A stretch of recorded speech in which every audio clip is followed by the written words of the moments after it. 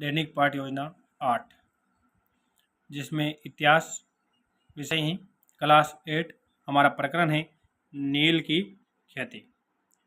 तो देखिए इसमें ज्ञानात्मक उद्देश्य में देखिए ज्ञानात्मक, अवबोध, ज्ञानोपयोग, कौशल, अभिरुचि और अभिव्यक्ति, ये 6 विशेष उद्देश्य हैं। वो व्यवहारगत रूप में परिवर्तन क्या चाहते हैं इनमें। तो आप जैसे ज्ञानात्मक हैं तो इसके आगे 1-2 पॉइंट इसका लिख दिया ज्ञानात्मक से संबंधित, फिर अवबोध के 2 पॉइंट ये, फिर ज्ञानोपयोग के, फिर कौशल के आपने लिख दी, अभिरुचि और अभिव्यक्ति। ये 6 शिक्षण उद्देश्य लिखने के बाद आप आएंगे शिक्षण विधि। कौन सी शिक्षण विधि काम में ली, तो आपने शिक्षण विधि में, सॉरी उल्टा हो गया, 1 मिनट, इसको आप यहाँ पे करना और इसको यहाँ पे। शिक्षण विधि में होगा व्याख्यान विधि और प्रश्नोत्तर विधि, और शिक्षण सहायक सामग्री में कक्षा उपयोगी सामग्री और चार्ट। पूर्व ज्ञान, इसमें आप लिखेंगे विद्यार्थी नील की खेती के बारे में सामान्य जानकारी रखते हैं।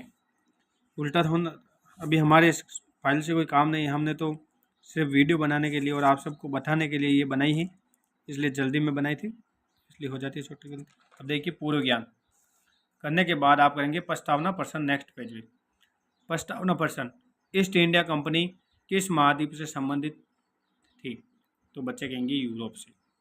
फिर आप नेक्स्ट क्वेश्चन करें 18वीं सदी तक यूरोप में किसकी मांग बढ़ रही थी, तो नील की। अंग्रेज नील की खेती कहाँ पर करते ना चाहते थे, तो भारत में।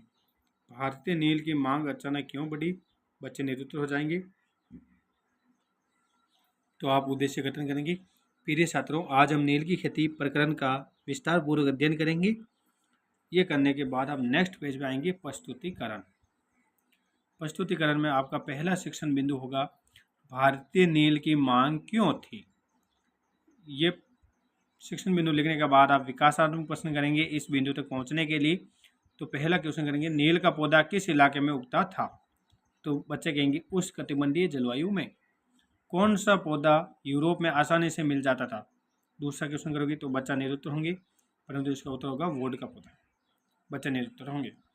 फिर छात्र अध्यापक कथन करेंगे जिसमें लिखेगा नील का पौधा उष्णकटिबंधीय इलाकों में उगता है। ये पूरा 13वीं सदी तक भारतीय नील बहुत कम मात्रा में यूरोपीय बाजार में पहुंचती थी, इसलिए उनकी कीमत तेज थी।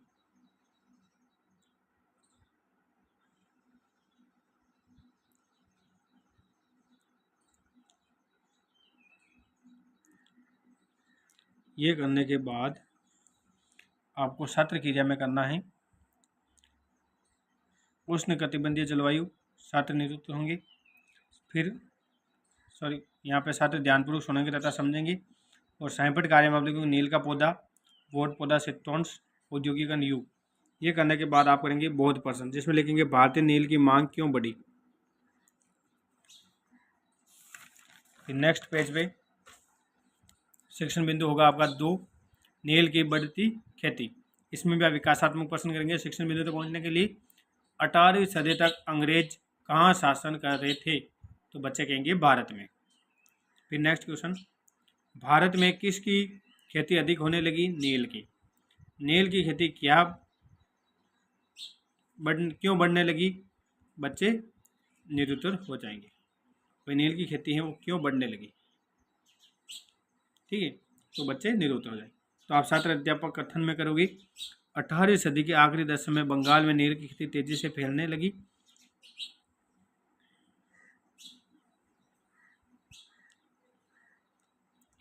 ये आप करने के बाद छात्र क्रिया में करेंगे, छात्र ध्यानपूर्वक सुनेंगे वे समझेंगे। और साइंपट सारांश में आप लिख देंगे 18वीं सदी 1783 में 30%, 1810 में 95%। ये ऐसे शॉर्ट में डाटा लिख दोगे, मतलब है कि 1783 में 30% नील की खेती, फिर 95% उत्पादन, ठीक है। फिर बहुत पसंद करेंगे 1810 में भारतीय नील का कितना हिस्सा था। ये करने के बाद हम नेक्स्ट पेज पे करोगे मूल्यांकन प्रश्न, जिसमें आप करोगे 1788 में ब्रिटेन द्वारा आयात भारतीय नील का कितना हिस्सा था। ये ऑप्शन 4। क्वेश्चन 2 बागान का अर्थ बताओ। फिर क्वेश्चन 3 नील का पौधा किस जलवायु में उगाया जाता है। फिर वोड नामक पौधे से कौन से रंग बनते हैं। किन परिस्थितियों के कारण 18वीं सदी में बंगाल में नील की खेती बढ़ी। ये 5 मूल्यांकन प्रश्न करने के बाद आप करेंगे गृह कार्य, बच्चों को गृह कार्य देंगे, गृह कार्य सवाल लिखेंगे। यूरोप में भारतीय नील की मांग किन कारणों की वजह से बढ़ी। ठीक है, ये होगा सेक्शन बिंदु 2।